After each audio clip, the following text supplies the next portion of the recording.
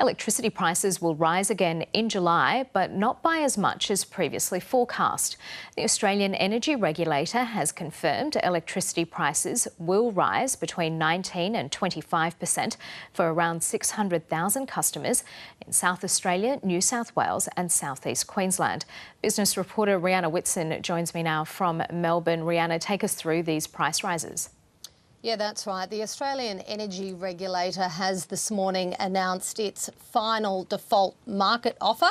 Now, a default market offer is basically a default price that protects consumers from really extreme price rises charged by retailers. They were introduced a few years ago.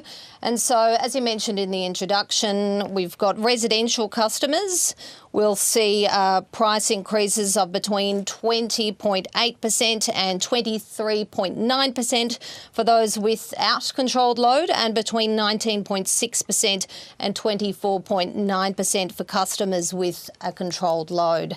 And small business customers are facing increases of 14.7% and about 24%. So not great news for residential and small business customers who are already struggling with a lot of price pressures. And before we came on air, we've also heard from the Victorian Essential Services Commissioner, which is the regulator there that looks after energy prices.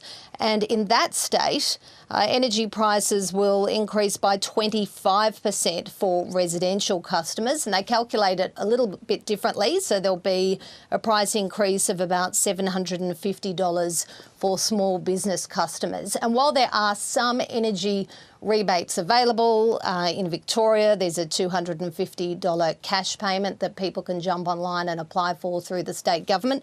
And I think for low-income customers, I believe in New South Wales and some other states, there will be rebates available. This covers electricity prices, so of course people are also experiencing bill shock in many other areas. Rihanna, why is this happening? Well, basically inflation. According to Claire Savage, she is the Australian energy regulator. She says there's been an increase in the cost of building or recovering the cost of transmission and other distribution systems. And there's also inflation that's applied to the cost of retailers. So basically, everyone's electricity bill is made up of several really big costs. So we've got the wholesale costs, which are linked to the international market, despite coal and gas being produced here. We've also got the retail costs, and we've got the transmission costs. Let's hear a little bit of what Claire Savage had to say this morning. We have seen quite a lot of pressure on retailers, obviously with rising wholesale prices. We have got inflation flowing through to their costs as well. So it is important to make sure that retailers can recover their costs. We did see 8 retailers fail in the national electricity market last year. Now, obviously, businesses take different choices about how they set themselves up, and failure can't be avoided.